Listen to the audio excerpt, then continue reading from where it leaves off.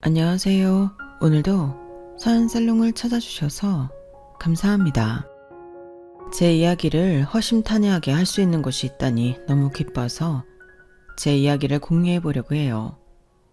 저는 이제 막 환갑을 바라보고 있는 흔한 아줌마예요. 저희 나이대 분들은 아시다시피 참 어렵고 힘든 시절이었죠. 전 7남매 중 막내로 태어나 이미 태어나 보니 큰언니가 성인이었어요. 큰오빠가 가수를 한답시고 집안을 다 말아먹고 도망가는 동안 아버지는 큰오빠를 잡으러 가다가 교통사고로 돌아가셨고 그 이후부터 정말 힘든 시절을 살았어요.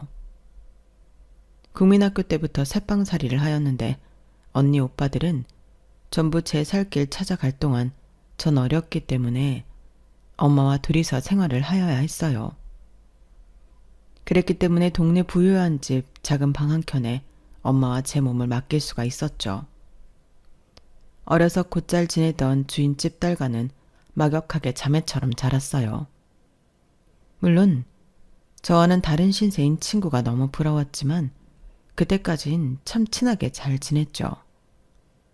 국민학교를 들어서면서부터는 친구는 다른 친구들과 어울리며 본인 집에 새방을 산다며 저를 놀리기 시작했어요.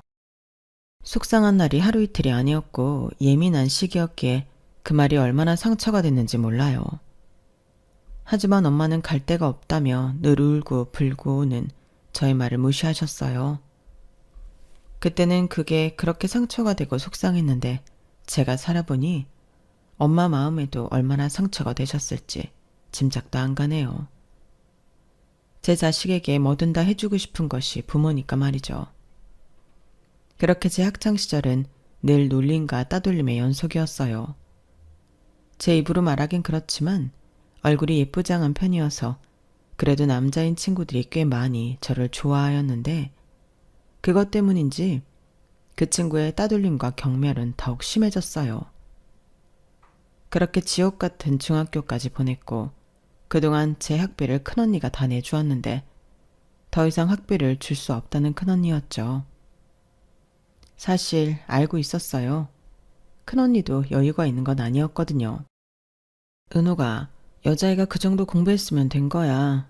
그러니까 그냥 살림에 이제 보태도록 해. 너도 우리 집 사정 알잖아. 언니, 나 유치원 교사 너무 하고 싶어.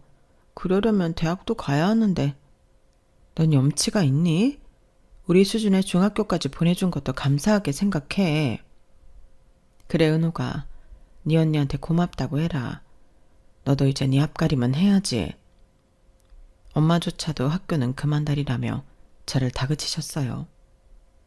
그 놀림과 멸시에도 참았던 이유는 저의 꿈을 위해서였는데 현실 앞에 부딪히고 나니 꿈을 접을 수밖에 없었어요. 제가 고등학교에 진학하지 못한다고 하자 새빵 주인 딸인 친구는 저를 대놓고 역시나 비웃더라고요. 역시 네 주제가 그렇지. 너 사실은 중학교까지 나온 것도 대단한 거야. 분수를 알아야지. 우리랑 같은 급이 말이 되니? 니네 엄마나 너나 참 웃긴단 말이야. 너 말 다 했어? 내가 너랑 같은 사람인데 분수라니. 그리고 네가 이렇게 잘 사는 집에 태어난 것 말고는 나보다 잘난 게 뭐가 있어? 공부도 못하는 게. 뭐야? 네가 쫓겨나고 싶어서 안달을 하는구나. 너 우리 엄마한테 다 말할 거야. 친구는 쪼르르 어머니께 달려가 무슨 말을 하였는지 그 다음날 바로 저희 엄마를 부르셔서 저는 이번 달을 마지막으로 방을 빼야 했어요. 무려 12년을 살았던 새 방이었는데 한순간에 저흰 오갈 데가 없어졌죠. 그땐 내가 좀 참을 거리라는 생각이 복받쳐 올랐어요. 저희 엄마는 그 길로 큰언니 댁으로 가시게 되었고 형부가 있었기에 저까지 받아줄 수 없던 언니더라고요. 전 언니 손에 이끌려 동네의 한 미장원을 가게 되었고 그곳에서 먹고 자며 일을 배웠어요. 겨울이면 손님 샴푸에 염색약, 파마약에 손이 부르텄죠. 하지만 돈을 버는 기쁨이 참 말로 닿을 수 없었어요. 매일같이 돈 걱정에 밤을 지새지 않아도 되고 큰언니 눈치에 용돈 달라는 말도 못했던 저였기 때문에 지금 이 벌이가 저에겐 참 기뻤어요. 다행히 원장 선생님도 너무 좋으신 분을 만나게 되어 저를 적극 지지해 주셨어요. 은호가 기술 하나 배워두면 평생 써먹는다? 나도 진짜 힘들었는데 그래도 지금 이렇게 굶고는 안 살잖니. 너 지금 정말 선택 잘한 거야. 내 어릴 때 생각나서 널 볼 때마다 짠하고 그래. 원장님 밑에서 열심히 배울게요.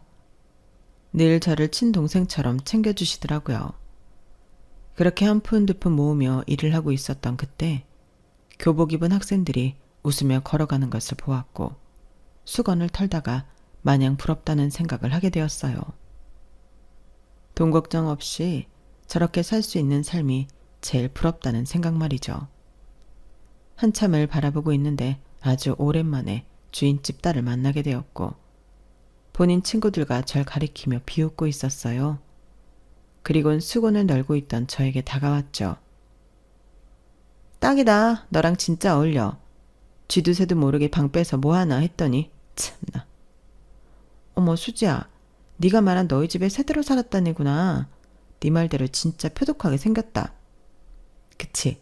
관상이 이러니까 이렇게밖에 못 살잖아. 지질이 궁상 미장원이라니 천박해라. 아니다. 너한테 딱이네. 너 말 다 했어? 도대체 나한테 왜 그래? 네 말대로 없이 사는 나한테 왜 그렇게 자격지심이 심한지 모르겠다. 네 열등감이 불쌍할 정도야. 다시는 아는 척 해주지 말아줄래? 나도 진짜 싫거든. 제 말에 역시나 화를 내는 아이였어요. 안에서 원장님이 보시고는 예쁘고 착한 저에게 열등감이 엄청 날 거라고 위로를 해주었죠. 기분은 좋지 않았지만 제 갈 길 잘 가면 될 거라고 생각했어요. 그렇게 계속 열심히 기술을 배웠고 어느덧 전 성인이 되었죠.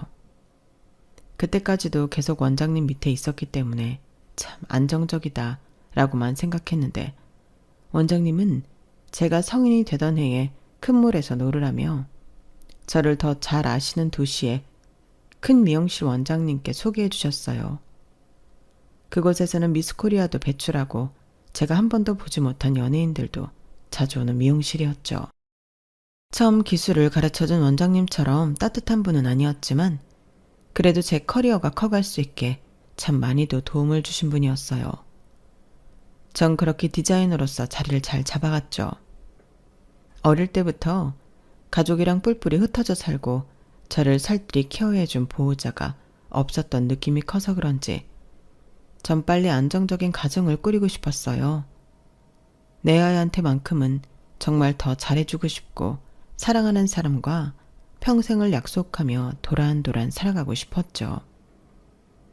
이런 생각이 많아질 때쯤 어려서부터 꾸준히 저와 연락을 자주 하던 동네 오빠와 연락이 닿았어요. 늘 바빠도 저를 보러 와주고 힘들어도 저에게 위로가 되어주는 사람이 된 동네 오빠였는데 저도 모르게 정이 들어버린 거예요. 오빠도 저를 좋아한다고 느끼던 때였고 그렇게 고백을 해서 만나다가 결혼을 하면 되겠다라는 상상을 했어요. 하지만 고백을 하러 가는 날 동네 오빠는 저에게 결혼을 한다고 했고 얼굴이 조금은 씁쓸해 보였어요. 결혼 상대는 다름 아닌 그렇게 저를 못살게 굴고 괴롭히던 주인집 딸이었거든요. 너무 벙쪄서 말이 나오지 않더라고요. 나와 같은 마음인 줄 알았던 사람인데 결혼이라니. 그것도 저와 원수나 마찬가지인 주인집 딸과 말이죠. 전 눈물을 삼키며 마음을 숨겨야 했고 결혼을 축하해 주었어요. 그리고 그 이후 동네 친구에게 듣기론 저와 동네 오빠가 좋은 만남을 가지고 있다는 것을 안 주인집 딸이 회방을 놓은 거라고 하였죠. 너 수지 성격 몰라? 어떻게든 너보다 잘나 보이고 싶어 하잖아. 알고 보니 걔네 엄마가 너랑 그렇게 사사건건 비교했다 해. 넌 지원 하나 안 받는데 공부도 잘하고 걘 맨날 꼴찌에서 2번째. 그러니 미움을 얼마나 받았겠어. 그게 다 너한테 돌아간 거야. 뭐? 어떻게 나랑 비교해. 참 어이없다. 게다가 걔네 집에 딸이 하나니까 대리일 사위 하나 얻으려고 걔네 아버지가 엄청 알아봤나 봐. 근데 창석 오빠가 듬직도 하고 수지도 좋아하니까 낙점한 거지. 창석 오빠도 얼마나 땡 잡았다고 생각했겠니? 그 집이 존부자야? 역시나 돈 때문이었다는 친구의 말에 마음이 아파왔어요. 그리고 더욱더 일에 매진했고 그렇게 떠날 사람이라면 더욱 내 사람이 아니다 싶었죠. 그로부터 4년이 지났을까요? 고향도 있고 제 생활을 열심히 하던 그때 전 원장님의 소개로 지금의 남편을 만났어요. 늘 일과 집밖에 모르는 저를 눈여겨보던 미용실 단골 손님이 본인 아들을 주선해주고 싶다고 한 것이었고 그렇게 만남을 가졌죠.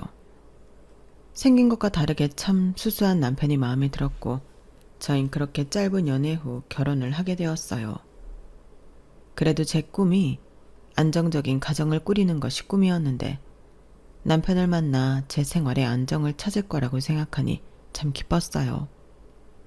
하지만 행복하겠다고 생각했던 것과는 달리 뭐든지 다 제 마음대로 할 수가 없던 결혼 생활이었죠. 공무원인 남편이었기에 고지식은 물론이고 말수도 적은 남편이었고 행여나 제가 속상한 소리를 하면 돌아오는 대답은 다 그러고 산다였어요. 결혼 후 알콩달콩 살 수 있을 거라는 것과는 다른 결혼 생활이었죠. 또 시어머니는 홀어머니였고 게다가 남편은 하나밖에 없는 금쪽 같은 아들이었기에 전 시어머니를 모시고 살았어요. 결혼 전 저를 마음에 들어 하시던 시어머니였지만 시어머니는 호랑이 같은 면이 있어서 저를 자주 다그치셨어요. 아침에 애비 출근하는데 뜨끈한 국 하나 없냐? 너네가 어쩜 그렇게 무지하니? 하여간 이래서 학벌은 좀 보라고 한 건데 내가 큰 실수를 했다. 애비가 국은 괜찮다고 해서요. 다음엔 국까지 같이 올려놓을게요. 그걸 고지고대로 들어? 멍청한 것. 시어머니는 늘 저에게 저렇게 멍청하다며 핀잔을 주었어요. 결혼을 하고 시어머니가 일을 그만두었으면 좋겠다고 하셔서 일까지 그만두고 전 살림에만 몰두했고 결혼 생활을 하며 애 셋을 낳았죠. 무뚝뚝한 남편의 호랑이 같은 시어머니였지만 자식들을 보면 참 행복하다는 말이 절로 나왔어요. 어려서부터 그렇게 사랑을 갈구했는데 아무 이유 없이 엄마를 제일 사랑해주고 제일 최고라고 하는 아이들이 있었기에 버틸 수 있었거든요. 그렇게 집안에서 살림하고 애 키우는 전업주부가 되어가고 있었어요. 하지만 어느 날부터인가 남편이 몸이 많이 안 좋아지기 시작했고 결국엔 신장이 망가져 신장 투석을 받아야 했죠. 그러다 보니 일도 그만두게 되었고 전 아이 셋을 먹여 살려야 했기에 남편 퇴직금으로 동네에 작은 미용실을 열었어요. 저에게 처음 기술을 알려준 원장님 말이 꼭 맞았어요. 기술을 배우면 평생 걱정 없이 먹고 살 수 있다는 말이었죠. 전 그렇게 동네에 작은 미용실을 열어 버는 족족 아이들을 공부시켰고 남편의 병원비를 내야 했어요. 가끔 너무 지치고 힘들더라고요. 내 인생 왜 이렇게 쉬운 게 하나 없나 하는 생각도 들면서 파마를 말다가도 울고 염색을 하다가도 울고 샴푸를 하다가도 울고 그런 시절을 겪어내었죠. 하지만 생각을 해보면 우리 엄마는 나에게 아무런 것도 안 해주셨지만 난 이렇게 벌어서 우리 애들의 뒷바라지를 해줄 수 있으니 얼마나 좋아 라고 생각하며 버텼어요. 무뚝뚝한 남편도 제가 힘들게 일하는 걸 아는지 그래도 눈치껏 애들 밥도 챙겨주고 가게에 나와 청소도 해주며 저를 도와주었어요. 단 하나 호랑이 같은 시어머니는 그것조차도 마음에 들어 하시지 않더라고요. 남자가 집안일이 웬 말이며 가게를 왜 도와줘? 참나 넌 아주 좋겠다. 자상한 서방 만나서 네 일 다 도와주고. 어머니 요즘엔 남자도 이런 일도 하는 거예요. 예전이랑 달라요. 달라? 네가 날 가르쳐? 우리 아들이 너 만나서 아픈 거야. 알아? 아, 엄마 그런 소리 하시지 말라니까. 막말로 너 만나서 아프기 시작하고 그 찰랑 공무원도 때려친 거 아니니? 그게 다 네가 재수 없어서 그런 거라고. 여자가 미용을 하면 팔자가 쓰다는데 딱 널 두고 하는 소리다. 그런 저를 좋다고 하셨잖아요. 어머님은 참 변하지도 않고 저에게 화를 많이 내셨어요. 오히려 남편이 아프고 나서는 더욱더 저 때문이라면서 탓을 많이 하였죠. 너무 속상하고 슬펐지만 그때마다 그만하라는 남편과 큰딸이었어요. 딸은 할머니 말에 매일같이 반박을 하며 제 편을 들어주었죠. 할머니, 그만 좀 해. 지금 엄마가 얼마나 힘든지 몰라? 알면서 제발 그만해. 뭐? 저기 집에 같이 엄마 닮아가지고 버르장머리 없는 것? 소영아, 얼른 들어가. 할머니한테 그게 무슨 말버릇이야. 이렇게 얘기했지만 아무도 들어주지 않는 편을 딸아이 혼자만 들어주는 것 같아 내심 고마움에 눈물도 흘린 적이 많았어요. 내 노고를 그래도 자식들은 알아주는구나 싶었죠. 전 속상한 날에도 늘 웃으며 최선을 다했고 오로지 자식들을 위해 버티고 버텼어요. 큰애가 대학에 들어가면서 남편도 어느 정도 건강을 찾았죠. 지나온 세월 악착같이 살았는데 이제 좀 마음의 여유를 갖고 살아야지 싶었어요. 하지만 시어머니가 중풍으로 쓰러지셔서 병수발을 해야만 하는 시기가 왔죠. 다들 요양원에 보내라. 절대 못 모신다 했지만 그래도 우리 애들의 아빠를 생각해서라도 제가 모시고 싶은 생각이 들었어요. 저에게 미운 말만 하고 늘 속상하게 한 시어머니였지만 차마 대놓고 요양원에 못 보내겠더라고요. 전 미용실 일을 조금 줄이고 시어머니 병수발을 같이 하였어요. 풍에 걸리셔서 몸이 온전치 않으심에도 저에게 화를 내시는 것은 여전하였는데 저도 내공이 많이 쌓여서 어머님을 상대해 드릴 수 있었죠. 그렇게 미운 정이 쌓여가는 병수발이었어요. 하지만 제 노력에도 어머님은 병을 얻은 지 2년 만에 돌아가셨고 돌아가시기 직전 본인의 몸을 아셨나 싶더라고요. 소영애미야, 고맙다. 네가 우리 집에 시집와서 고생만 하고 참 미안해. 어머님, 무슨 말을 그렇게 하세요? 사람이 변하면 안 좋은 거라던데. 됐어요. 그런 말 마시고 완쾌하셔요. 내가 미안해. 내 아들이 불쌍하다는 생각만 하고 너를 나무랐어. 아픈 아들만 생각한 내가 참 못된 시엠이지? 아니요, 충분히 이해해요. 넌 참 착하고 좋은 애인 걸 뻔히 아는데도 말이 그렇게 나왔다. 저도 자식 낳아봐서 알잖아요. 자식이 최고죠. 어머님도 그러실 거고요. 전 다 잊었어요. 그러니까 쾌차하셔서 저한테 못해주셨던 거 다 해주시면 되세요. 넌 참 언제나 속이 깊고 착하구나. 내가 그래서 너를 알아본 거지. 사실 너 처음 봤을 때 우리 아들 짝으로 딱 점지해 두었어. 성실하고 얼마나 순수해 보이던지. 그리고 원장한테 듣기로는 집도 힘들게 산다고 하고 말이야. 저 미워하셨으면서 그런 말씀 왜 하세요? 다 부끄럽네요, 어머니. 그냥 갈 때가 되어서 그런가 너한테 못한 것만 생각난다. 미안했어. 막상 며느리로 받아보니 그렇게 부족해 보이는 거야. 다 내 아들 잘난 줄만 알았던 거지. 됐어요. 다 잊었네요. 그래도 고마웠어.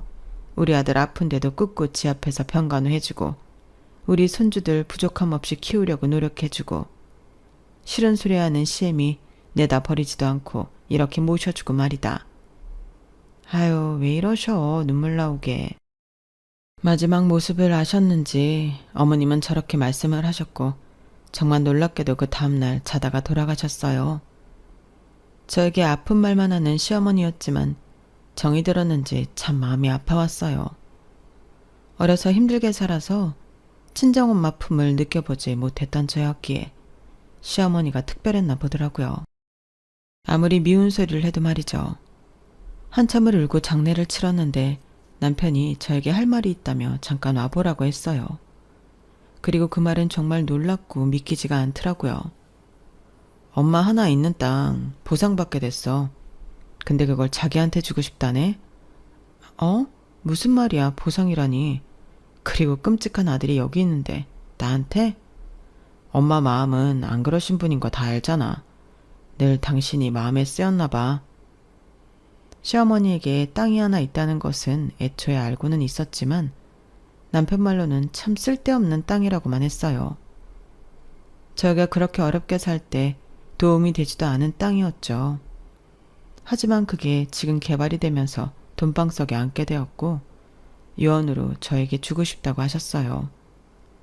남편 또한 고생한 저에게 흔쾌히 줄 수 있다고 말을 하더라고요. 땅을 받아서가 아니라 참 눈물이 많이 흘렀죠. 그래도 내가 어머님 며느리였구나 싶은 마음도 들었고 열심히 살아온 세월 이렇게 다 알아주는구나 싶었어요. 그렇게 시어머니의 마지막 선물은 제 인생을 완전히 뒤바뀌어주는 계기가 되더라고요. 아파서 남편 노릇도 제대로 못했는데 이 정도는 받을 자격 충분해. 그래도 너무 과하다. 무뚝뚝하지만 저를 위해 진심을 다해 응원해주는 남편 덕분에도 감동을 받았어요. 아마 다른 사람이었으면 혹시라도 저한테 땅을 주지 않았을 것 같았거든요. 그래도 시어머니 유언이라고 잘 들어주는구나 싶은 것이 고마웠고 애초에 착한 사람인 거 알고 결혼한 거지 라는 생각이 들었어요. 그리고 더욱 열심히 살아야겠다고 생각도 들었네요. 막상 보상을 받으니 뭐부터 해야 할지 생각을 엄청 하게 되더라고요. 전 그 땅을 팔아 부동산 경매 공부를 시작했고 운이 좋아서인지 투자하는 족족 돈을 많이 벌 수 있게 되었어요. 생활이 바뀌니 저에게 다가오는 사람들도 바뀌었고 그저 자식들에게 아무런 걱정 없이 모든 걸 지원해 줄 수 있다는 사실만으로도 너무 기뻤죠. 그러다 문득 어려서 돈이 없어 못했던 공부가 생각나더라고요. 배움의 늦음은 없다지만 전 저보다도 저 같은 처지에 놓여 있는 학생들에게 베풀고 싶은 생각이 들었어요.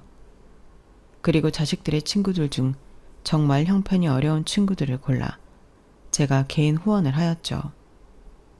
제 자식들이지만 참 바르게 자랐더라고요. 어려운 친구들을 위해서 도와줄 줄 알고 오히려 저보고 더 베풀어 달라는 자식들의 말에 감동이 배로 다가왔어요. 자식들의 친구들이어서 그런지 정말 자식처럼 아끼지 않았죠. 저에게 돈을 쓸 때보다도 참 기쁜 마음이 들더라고요. 누군가 나도 이렇게 해줬으면 좋았겠다 싶은 대리만족이라고 할까요? 그렇게 10년을 넘게 후원을 하였고 제 자식들과 마찬가지로 대학을 가서 어엿한 사회인들이 되었어요. 자식이 3명이 아니라 후원한 자식들까지 여러 명이 되었는데 그게 그렇게 기쁠 수 없었어요. 남편도 처음엔 반대를 했지만 이렇게 후원한 친구들이 커서 선한 영향력을 끼치는 것을 보곤 저에게 대단하다고 칭찬을 해주더라고요. 그저 저 하나로 인해 많은 사람들이 공부도 하고 꿈을 향해 달려나간다면 그것이야말로 정말 행복하다고 생각했어요. 저 역시 어려운 시절 처음 만났던 미용실 원장님의 도움을 많이 받았던지라 배려가 얼마나 중요한지 뼈저리게 느꼈거든요. 초년에 고생한 제가 중년이 되어 이렇게 살고 있으니 더할 나위 없는 기쁨이 되었지만 그동안 일만 하고 돈만 버느라 제 인생을 즐기지 못했다고 생각이 들었어요. 엄마, 이제 꾸미고 살아. 즐기면서 좀 쉬엄쉬엄 즐겨도 되잖아요. 그러게 즐겨야 하는데 아침에 일어나면 뭐부터 해야 할지 모르겠어.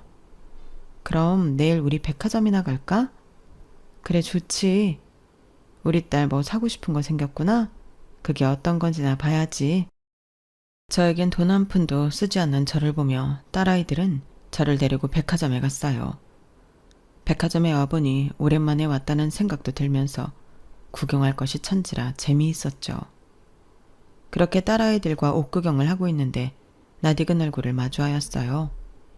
멀리서 봐도 딱 한 번에 알아볼 수 있는 얼굴이었고 다름 아닌 제가 어렸을 때 새빵을 살았던 집의 딸이었죠. 먹고 살기 바빠서 고향 소식은 아예 뚝 끊고 살았던지라 정말 제 머릿속에서 잊고 있었는데 이렇게 만나게 되다니 참 놀라웠고 저도 모르게 걸음을 멈추게 되었어요. 그리고 다시 한 번 더 확인하게 되었죠. 시간은 많이 흘렀지만 그 얼굴은 잊혀지지 않더라고요. 예전보다 훨씬 마른 얼굴이지만 여전히 제 눈엔 광기가 가득해 보이긴 했어요. 너무 신기한 게 그 친구도 저를 알아보았는지 동시에 뒤를 돌아봤고 그 친구는 저에게 다가왔어요. 너 은옥이 맞지? 어떻게 여기서 다 보냐? 아, 옆엔 딸들? 하긴 애들한테 너 결혼했다고 그쯤 들은 것 같긴 하다. 나도 창수 오빠랑 결혼했다는 거 들었지? 여기서 이럴 게 아니라 우리 어디 가서 얘기 좀 할래? 아니, 나 바빠서 용건만 해. 저를 보면 무슨 말이든 하고 싶어 했지만 딱 잘라 거절하는 저를 보니 기분이 많이 나쁜 듯 보였어요. 그래서 그런지 대뜸 동창회 얘기를 하며 슬슬 약을 올리더라고요. 참, 나이가 들어도 변하지 않는 친구의 모습을 보니 웃음이 나왔어요.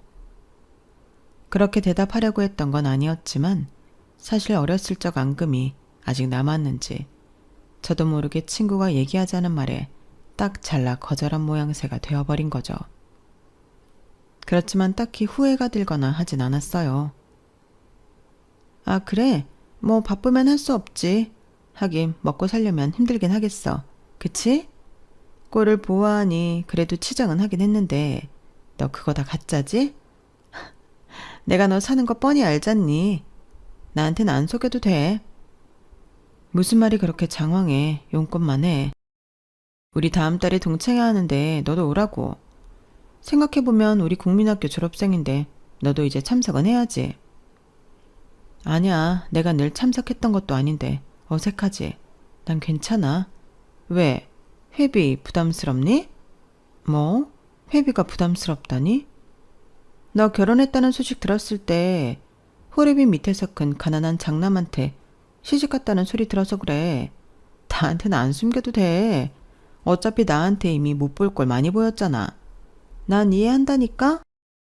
너무 낯선 단어 동창회라는 말에 거절했지만 친구는 회비를 운운하며 저를 무시하였어요.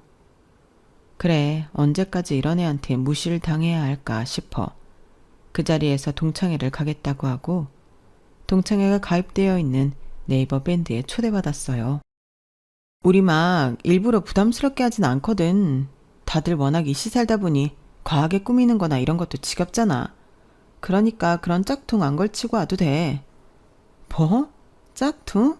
뭐 눈에 뭐만 보이나 보다. 너 아주 달라졌다.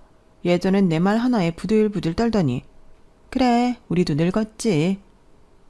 그렇게 몇십 년 만에 만난 친구는 저를 역시나 조롱하며 자리를 떠났고 동창회에서 만나자는 말을 하였어요. 그 모습을 가만히 보고 있던 딸들도 난리가 났죠. 엄마, 저 아줌마 뭐야? 진짜 어이없네. 엄마 인생에서 제일 최악의 인간이야. 어린애도 아니고 동창회 하는 말에 참 웃음이 나왔고 딸아이들 보기도 그랬는지 왜 저러냐고까지 하였죠. 중년의 여자가 되어서 어른이 되어간다지만 동창은 나이만 먹은 것 같았어요. 그리고 딸들은 여자 마음 본인들이 잘 안다며 동창회 때 절대 기죽게 할 수 없다면서 저를 머리부터 발끝까지 요름 스타일로 세련되게 꾸며주었어요. 제가 딸 둘의 아들 하나인데 사실 딸 둘을 낳고 시어머니한테 꽤나 미움을 많이 받았는데 이렇게 나이 들어보니 딸만한 친구들이 없더라고요. 그렇게 딸들의 도움을 받고 저는 난생 처음으로 저에게 큰돈을 써봤어요. 사실 돈만 벌고 남을 위해 쓸 줄만 알았지 저를 위해 써본 적은 없었거든요. 그리고 대망의 동창회 날이 되었고 참 떨렸어요. 종종 연락했던 친구들은 있었지만 그마저도 남편이 아프고 먹고 살기 바빠 연락이 끊어졌었기 때문에 30년 만에 가는 동창회란 정말 떨렸죠. 친구들은 어떻게 변해 있을까라는 생각이었고 사실 성인이 되고 몇 번은 가봤었기 때문에 중년의 친구들이 궁금했어요. 동창회 장소가 제가 아는 장소였기 때문에 막힘없이 도착할 수 있었고 그렇게 도착한 동창회에서 친구들을 만나게 되었어요. 힘들게 살았던 시절 저를 업신여겼던 친구들도 많았지만 진정으로 가슴 아파해준 친구들도 만나게 되었죠. 아, 은옥이 아냐? 너 딱 알아보겠다. 아직도 곱구나? 왜 이제 나왔어? 순미구나. 반갑다 정말. 뭐 먹고 살기 바빠서 그랬는지 다 사는 게 그렇잖니. 그래도 그때 연락 딱 끊고 섭섭했어. 오랜만에 보는 친구들은 제 가슴을 찡하게 만들었어요. 인생에서 가장 놀림도 많이 받고 자존감도 떨어져 있던 시절이어서 저의 과거를 다 아는 친구들이지만 저를 응원해 준 적도 많았거든요. 저를 업신여겼던 친구들도 이제 중년이 되니 저를 보고 참 반가워하였어요. 은호가 정말 반갑다. 안 그래도 네 연락처 물어보려고 했는데 아무도 모른다는 거야. 나이 드니까 너만 생각나더라. 그때 내가 왜 그랬는지. 아니야, 난 괜찮아. 그때 다 어렸잖니. 그래도 너무 미안해서 내가 너를 못 잊었어. 이렇게 만나게 돼서 반가워. 한 친구의 말에 조금은 눈물이 날 뻔도 하였어요. 그래도 이렇게 사과를 받게 되는구나 싶었거든요. 철없는 놀림거리였던 제가 이렇게 동창들을 마주한다는 것도 너무 재미있기도 하고 신기했죠. 오히려 이런 계기로 만난 게 너무 좋은 느낌이었어요. 친구들과 하하호호 떠드는 자리였고 어색할 줄 알았던 만남이었지만 얘 친구가 좋다는 게 이런 거구나 싶은 것이 정말 재미있었어요. 그리고 저와 꽤 오랜 시간 연락을 하고 지낸 친구가 의미심장한 소리를 하더라고요. 창수 오빠 알지? 그 오빠는 이미 세상 떠났어. 그래도 이 정도는 알아야지. 너랑 꽤 친했었잖아. 어머 어쩌다. 아니 건강했잖아. 술이 웬 수지 뭐. 수지도 올 때가 됐는데 왜 안 온담? 수지 기억하지? 당연하지. 여기도 수지 때문에 온 거야. 어머 너 초대한 게 수지야? 너 수지랑 연락하고 지냈니? 아니 우연히 만났어. 그래서 소개시켜주더라고. 고맙지 뭐. 이렇게 너희를 만나게 되고 지금은 너무 좋아. 그러게 수지가 웬일이니? 큰일 했네. 어렸을 적 제 짝사랑 오빠가 이 세상 사람이 아니라는 말에 많이 놀랐지만 지병이 있었겠거니 했고 너무 어릴 때 좋아했던지라 잘 실감이 안 나더라고요. 그렇게 이런저런 얘기들을 하고 있는데 드디어 문제의 동창이 나타났어요. 멀리서도 저를 똑바로 쳐다보며 왔죠.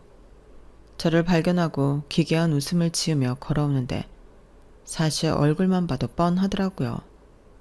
어렸을 적 절 업신여기며 무시하고 본인을 치켜 세우던 친구였기에 오늘도 그런 자리를 만들고 싶어서 날 초대했구나 싶었어요. 어머, 진짜 왔니? 난 그래도 안 올 줄 알았는데. 하긴 맛있는 거나 먹고 가. 왜 안 와? 오니까 좋구만. 종종 나올게. 아우 근데 어디서 파마약 냄새 안 나니? 너 파마 말다 왔어? 하긴 미용일 했었잖아. 오랜만에 보는데 우스갯소리 좀 하자. 여전히 천민티는 못 숨기네?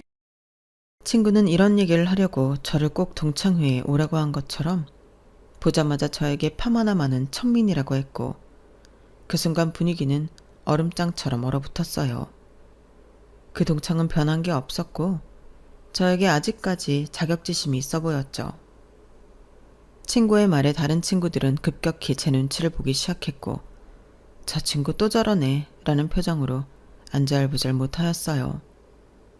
그때는 속수무책 당하기만 했지만 사실 지금은 그때와 제가 많이 달라져 있기도 했죠. 너 무슨 말을 그렇게 하니? 은옥이 당황하게. 그냥 웃고 즐기기나 하자고. 왜 장난도 못 치니? 우리 예전에 이러고 놀았잖아. 친구인데 이런 것도 못 참아?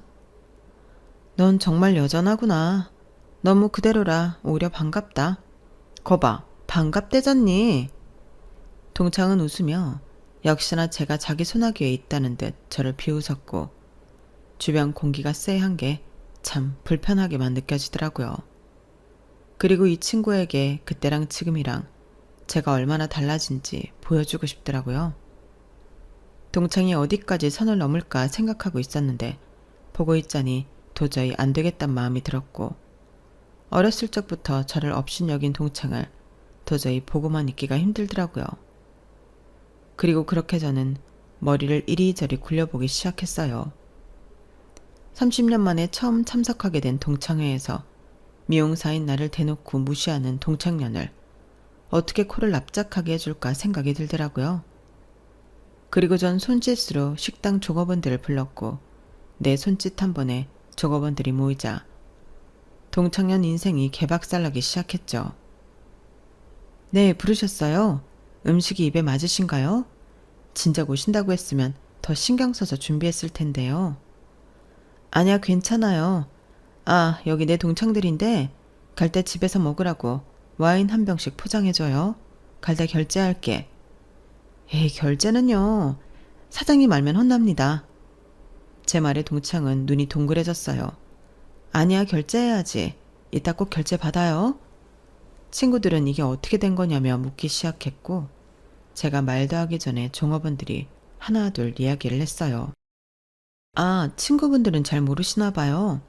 여기 사장님이 저희 대표님 은인이세요. 은인? 아니 무슨 소리야 은호가?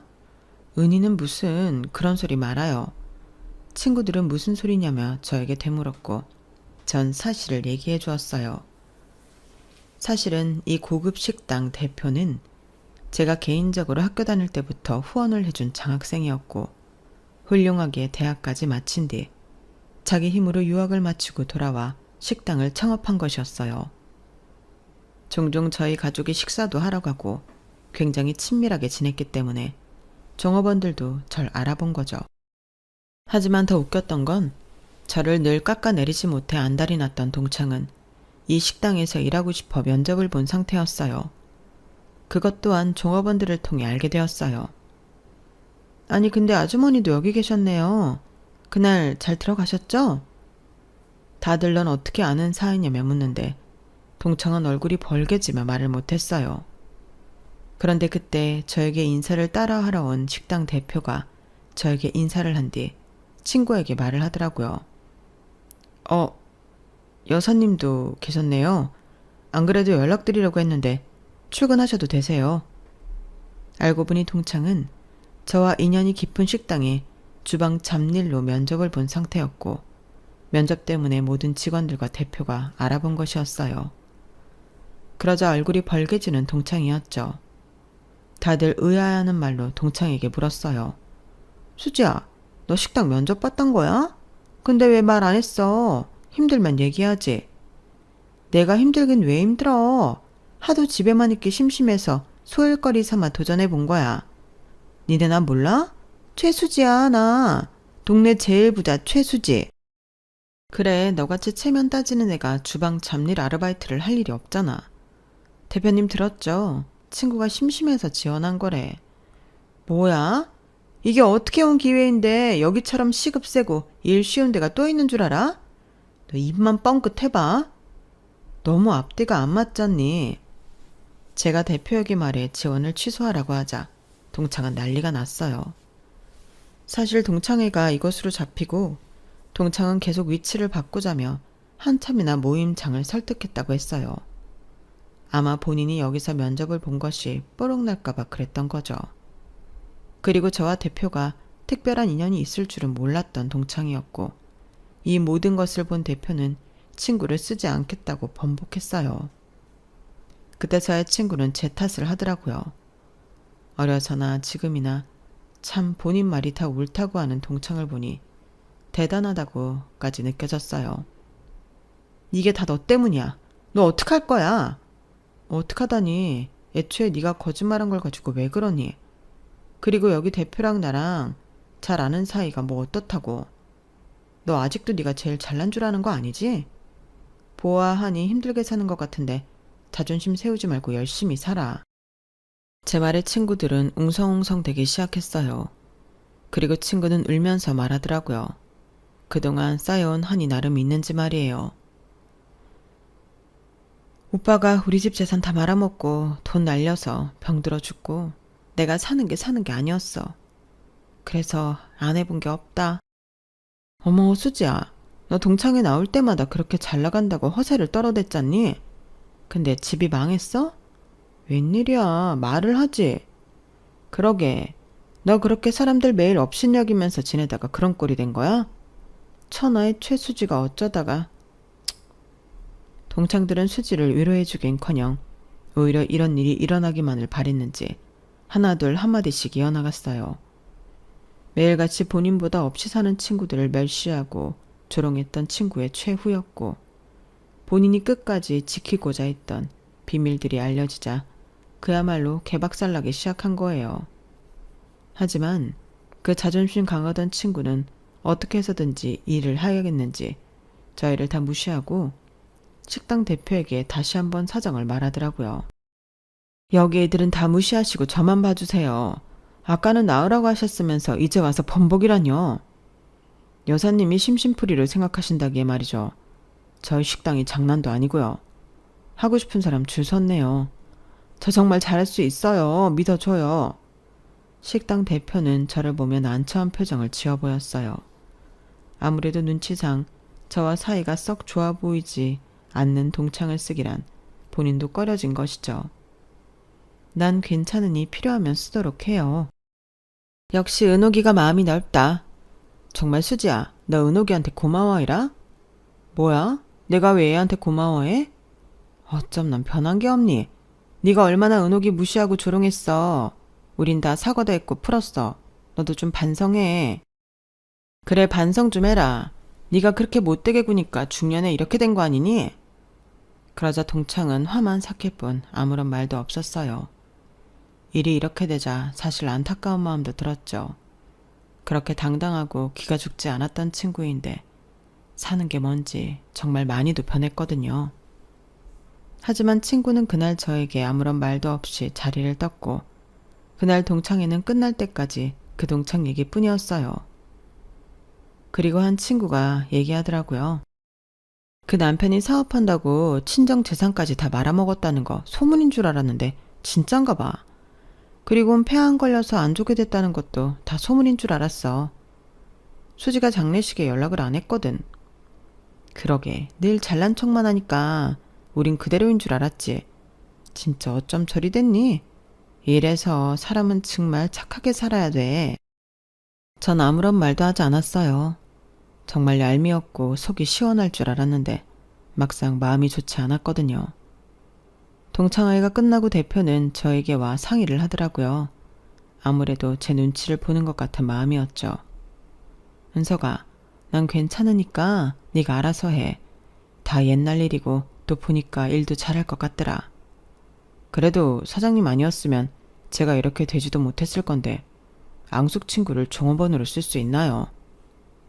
한사코 동창을 안 쓴다는 말에 전 괜찮다고 10번이나 얘기하였고 결국 친구는 식당에 출근할 수 있었어요.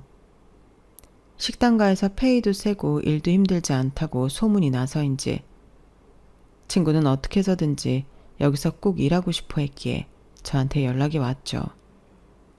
달가운 소식은 아니었지만 그날 그렇게 헤어지고 마음이 좋지 않았던 것은 사실이었기에 친구를 따로 만났어요.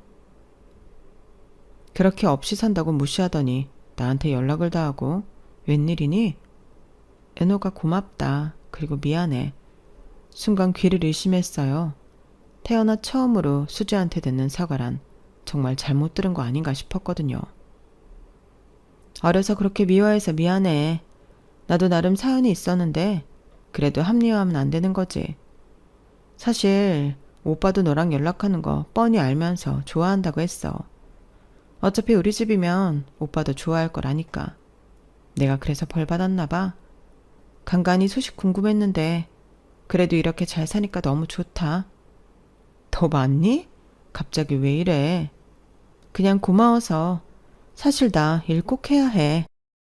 그래, 잘 됐네. 사과는 됐고 잘 지내길 바래. 그리고 볼일 없게 하자. 전 이 말을 끝으로 자리를 떴어요. 눈물이 조금 나올 것 같았거든요. 그냥 모두 행복했으면 좋겠다는 생각이 들 무렵 제가 간 줄 알았는지 친구는 어딘가에 전화 한 통을 했어요. 가식 떨기도 힘들다. 진짜 큰일 날 뻔했네. 애들이야 손절하면 그만이지 뭐. 그런데 일 구하기가 쉬워? 돈도 빵빵하고 지원도 많이 해주는데 이렇게 쇼라도 해야 사장이 날 계속 써줄 거 아니야. 안 그러니? 아마도 다른 사람에게 하는 말이었어요. 그리곤 뒤돌아 저를 보고 깜짝 놀라 핸드폰까지 떨어뜨렸고 절 보며 덜덜 떨더라고요. 그럼 그렇지. 사람 바뀌면 죽는다더라. 너 같은 애는 아마 장수할 거야. 참나. 역시나 넌 인성이 대단한 애야. 은호가, 그게 사실은 내 말 좀 들어봐. 정말 유치하지만 오히려 조롱에 가까웠다고 생각을 하니 못 참겠더라고요. 성인군자도 아니고 전 그렇게까지 반성하지 못하는 그 친구를 역시나 후회하게 해줘야겠다고 생각했고 그렇게 바로 식당 대표에게 전화를 했어요. 은서가, 유치하지만 도저히 안 되겠다. 네가 그 아줌마 고용하면 나 앞으로 니네 식당 가는 거 불편할 것 같네. 아, 그러세요? 에이, 그럼 안 쓰면 되죠.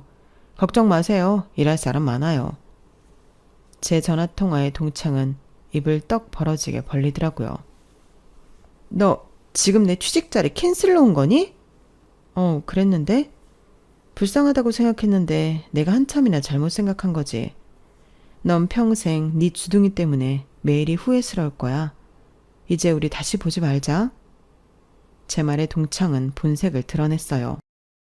야, 네가 부자면 얼마나 부자야. 옛날 부자 최수지 정도도 아니면서 어디서 까불 쳐. 하여간 없이 사는 것들이 돈 좀 만지면 저렇게 변한다니까? 너 참 옛날 좋아한다. 그래, 평생 과거에 머물러서 살아. 그게 정신건강에도 좋겠다. 네가 잘나면 잘 됐지. 나한테 이래도 돼? 우리 엄마가 불쌍한 것들 걷어서 새빵살이 하게 해줬으면 은인인 거지. 돈 다 내면서 살았어. 뭘 얼마나 은인이었다고 그래? 네 말 한마디에 나랑 엄마 오갈 데 없는 거 뻔히 알면서 쫓아낸 사람도 너희 어머니셔. 그건 네가 하도 없이 살면서 잘난 척하니까 그런 거지. 없이 살면 입 다물고 가만히 있어야 되니? 그래, 네 마인드가 그러니까 너 지금 입 다물고 살아. 지금 네 위치에 딱이니까. 뭐야? 이게 진짜? 제 말에 분을 못 이겨하는 동창이었고 정말 그것이 마지막이 됐어요. 동창회를 가도 그 친구는 한 번을 나오지 않았고 그 친구의 소식을 들은 친구들의 말에 의하면 빚이 너무 많아 파산 신청까지 했다고 하더라고요. 파산 신청이 되니 아무것도 할 수 없어 근근히 먹고 살아가간다고 했고 죽은 남편과 사이에서 낳은 자식들조차 엄마가 돈이 없으니 괄시한다고 했어요. 참, 인생의 말로가 어찌 그리 쓸쓸할까요? 그리고 저와의 인연도 이렇게 이어진 게 보통 인연은 아니다 생각했어요. 부잣집 외동딸에서 남을 비난하고 무시만 하다가 본인이 그런 처지가 되어보니 아마도 뼈저리게 느끼고 있을 거라고 생각이 들어요. 그리고 저 역시 성공은 했지만 자만하지 않으려고 하고 있어요. 전 지금도 어렸을 때가 많이 한이 되어 힘든 사람들을 돕고 싶은 생각이 많은 사람 중에 하나거든요. 동창들은 제가 이렇게까지 성공할 줄 몰랐다고 했지만 온전히 제 힘이라기보다 성실하게 살아온 저에게 온 기회이자 감사라고 생각해요. 그렇기 때문에 더욱이 더 베풀고 싶은 거고요. 전 그저 하나 바람이 있다면 지금처럼 남편이 본인 건강을 더 돌보고 자식들 앞날에 평안만 가득했으면 좋겠는 바람이에요. 이젠 누구도 미워하지 않고 잊고 살고 싶은 마음도 있거든요. 저 역시 과거를 못 잊어 동창에게 그런 행동을 했지만 본인 과거를 반성하며 그저 지금은 좋은 일만 있길 바랄 뿐이죠. 인생이 얼마나 남았을지 모르겠지만 남을 미워하지 않고 지금처럼 살고 싶은 생각도 하고 있어요. 한 번뿐인 인생, 그런 것에 시간 낭비하고 싶지 않거든요. 제가 이렇게 제 이야기를 써내려가 보니 오늘은 저에게 그동안 힘들게 버텨줘서 고맙기도 하고 잘 돼줘서 고맙다라고 생각이 드네요. 늘 식구들을 위해 따뜻한 밥을 지었는데 오늘은 저를 위해 제가 좋아하는 것을 듬뿍 해먹어야겠어요. 제 사연 들어주셔서 감사드리고 모두 건강하세요. 여러분, 사연 댓글에 응원과 현명한 조언 부탁드려요. 좋아요와 구독은 저에게 큰 힘이 됩니다. 오늘도 좋은 일 가득하세요.